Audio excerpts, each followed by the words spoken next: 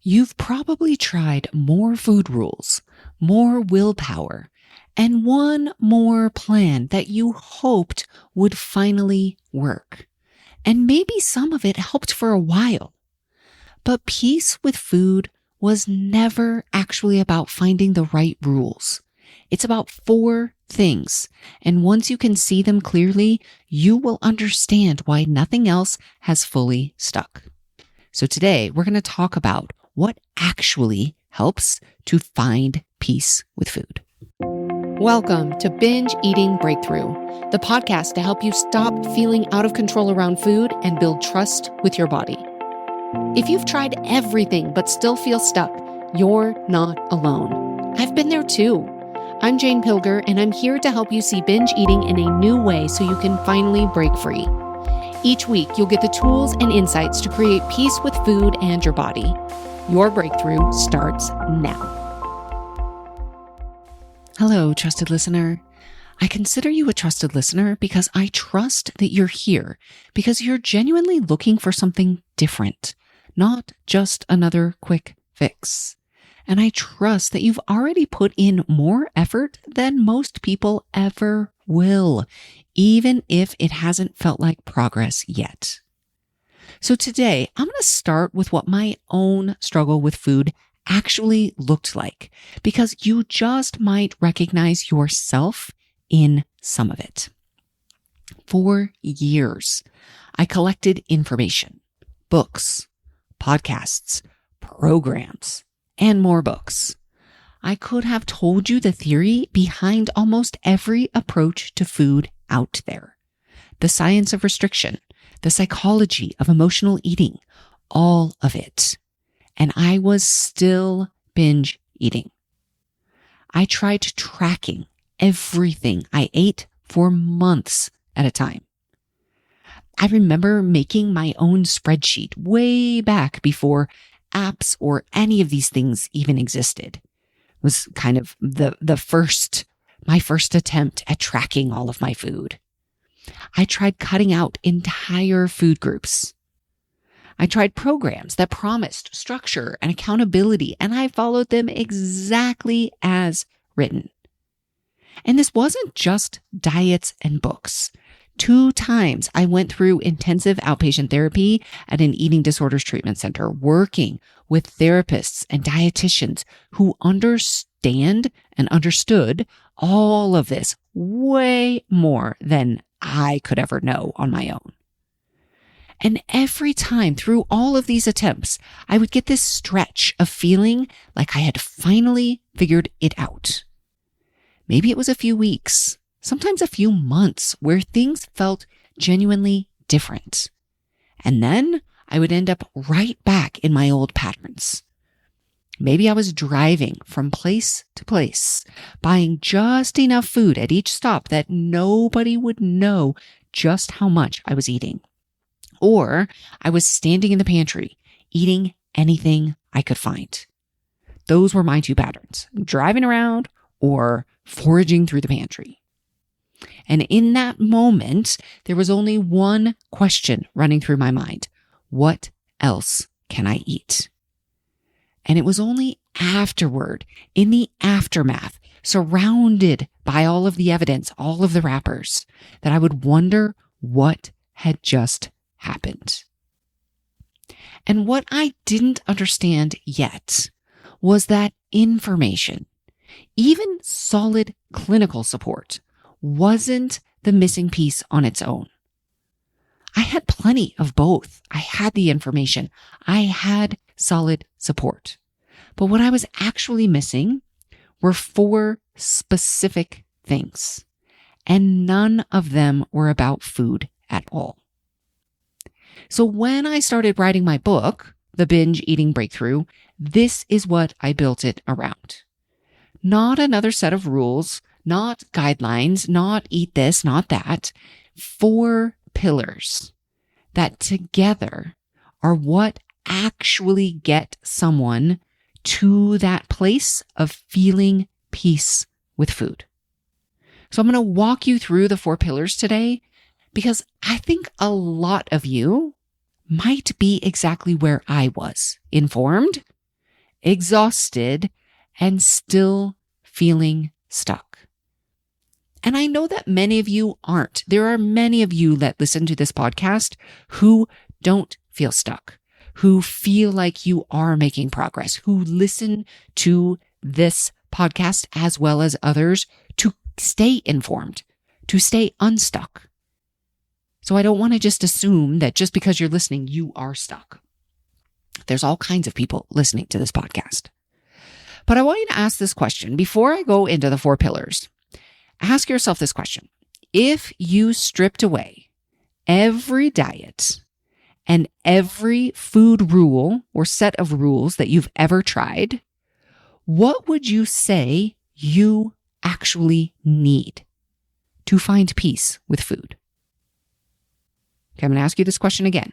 If you stripped away every diet and every food rule you've ever tried, what would you say you actually need to find peace with food? All right, I want you to hold on to your answer and see if it matches what I'm about to share. And if you don't have an answer, or you didn't come up with an answer right away, that is totally normal. It is not a sign that something is wrong with you. It is not a sign that you will never figure this out. It's a question that you probably have not been asked before. Most of us have never actually been asked that question outside of a diet or a meal plan. Most questions around peace with food center around the food. What to eat. Eat this, not that. So we're going to walk through this together, starting with the first pillar. So again, I believe there are 4 pillars to creating peace with food. And pillar number 1 is clarity. So clarity is understanding why you struggle with food in the first place. Not the surface reasons, but the ones underneath. What triggers a binge or an out of control eating moment for you? What is it actually doing for you in that moment? How the patterns that you learned years ago are still running in the background. Now, most people skip this step entirely.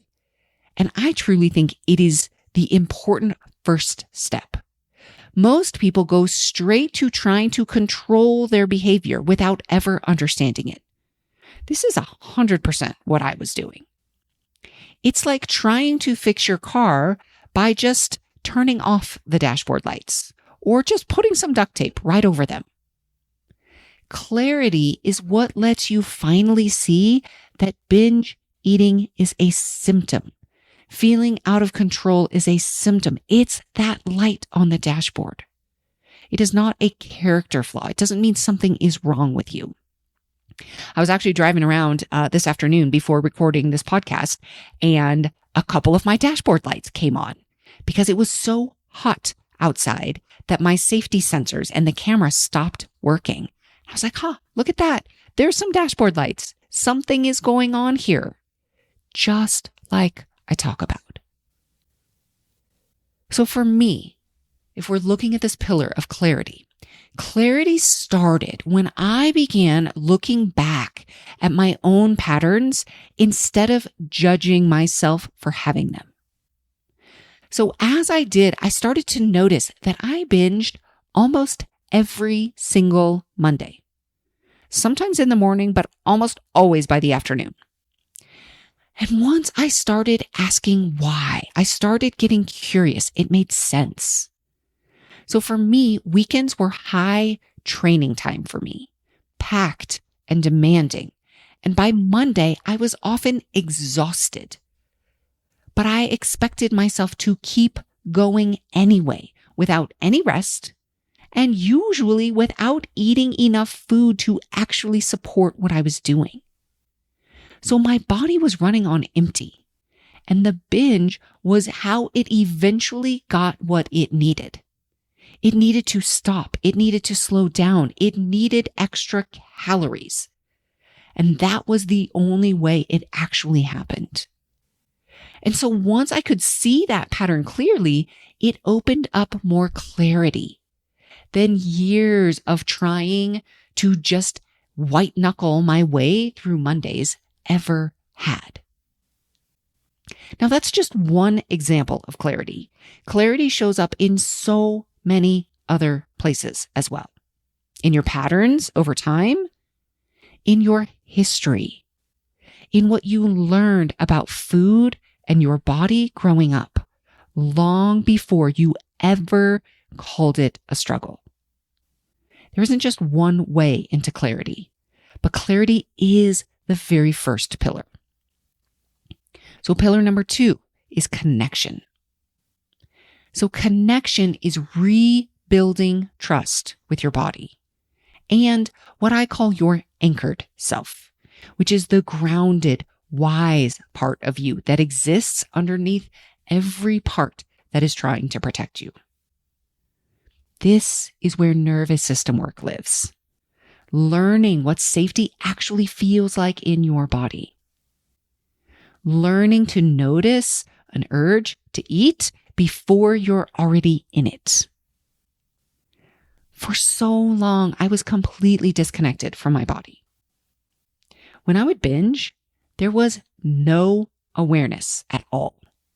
There was no fullness, nothing. I was so disconnected from myself. I would call it like turning the lights off on myself. And I would come back to myself already far beyond full, with no memory of that moment that it had tipped from just eating into a full-on binge. And it wasn't only hunger and fullness I was ignoring. I was ignoring exhaustion. I was ignoring the smallest signals, even something as basic as needing to go to the bathroom. I can remember so clearly one appointment when my eating disorder therapist, she was asking me how long I had had anxiety. And I genuinely didn't know I had it. I remember thinking, what are you talking about?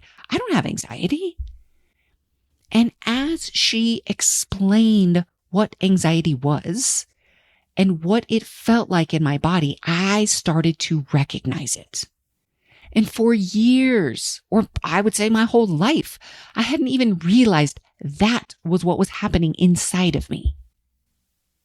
So connection was learning to notice a signal before it became something bigger, instead of only recognizing it in hindsight. And connection also means getting to know the different parts of yourself, the ones that step in to try to protect you in different ways.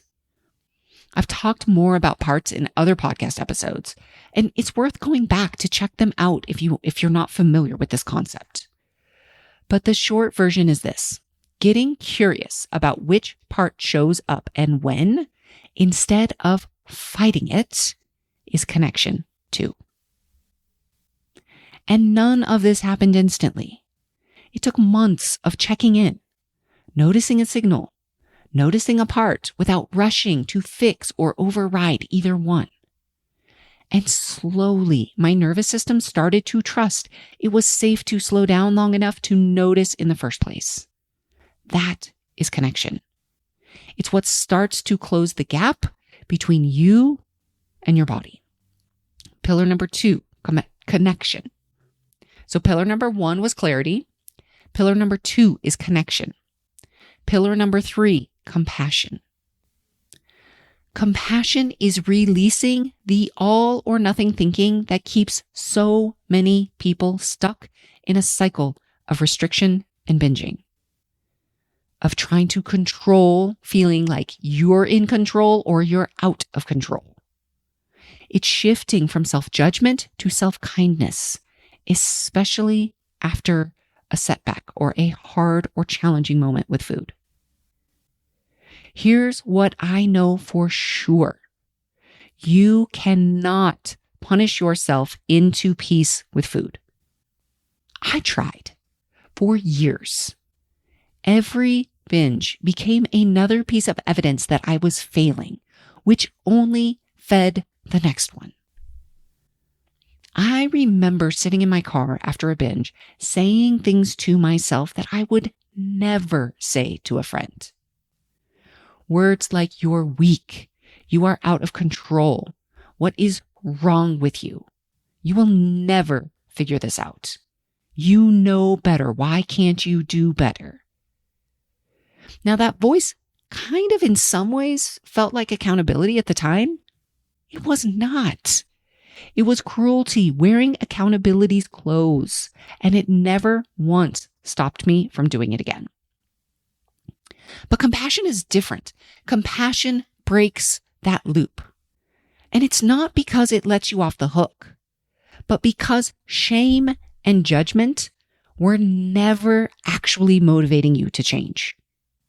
Shame and judgment are that 50-pound weight sitting on the hood of your car. They keep you from ever actually looking under the hood to see what's going on. When that light comes on the dashboard, you have a difficult eating moment with food. That's the light on the dashboard. We've got to look under the hood to see what's happening.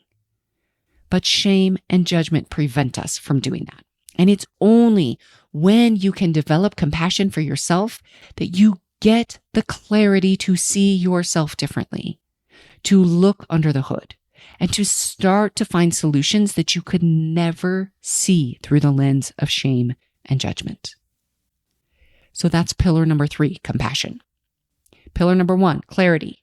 Pillar number 2, connection. Pillar number 3, compassion. And the 4th pillar is confidence.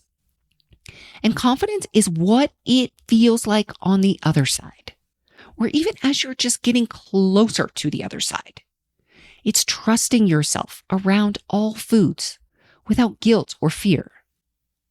It's knowing when, what, and how much to eat without the constant second guessing. It's feeling at home in your body. Now, this is the destination, but it's not a personality trait. It is not something that you either have or you don't. It is built one pillar at a time through clarity, connection, and compassion. Those are the first 3 pillars. And confidence is what comes next once those 3 pillars are actually in place. So I remember the first time I was able to go out with girlfriends and truly enjoy myself around food. Dessert was involved, along with the drinks and appetizers. And I had some of all of it, and I was content. No drama before, no quiet promise to myself that I had to make up for something tomorrow. And this was the part that was so amazing. On the drive home, I did not feel the pull to stop somewhere and get something else to eat. I didn't eat more once I got home. And I didn't wake up the next day and eat more either, the way I almost always used to after a night like that. In the moment, none of it felt hard. It just felt surprising in the best possible way. And looking back, it's one of those moments that stands out most clearly to me. But I have so many examples that are similar. Confidence that I have now that I never thought was possible, and only became possible through working through the 3 pillars of clarity, connection, and compassion. So confidence is not, even while it's happening, it's not this huge deal. But once you look back and you start to see what's different and how much has changed, it is surprising in the best way. Okay, so here are some shifts where you can put this information into action for yourself. So first question is just notice which of the pillars that you are missing most right now. Clarity, connection, compassion, or confidence. You don't need to work on all 4 at once. Pick one. Here's some ways that you can kind of use each one. So try asking yourself, How does this make sense? The next time that you binge, you have an out of control moment with food, you have a moment with food you don't like, ask yourself, how does this make sense? Instead of what's wrong with me? That question alone is an act of clarity. Okay, here's how you can take action towards connection. Experiment with checking in with your body. Just once today. Check in. No agenda. No right, wrong, good, bad. Just notice what is actually there. That is connection in its smallest form.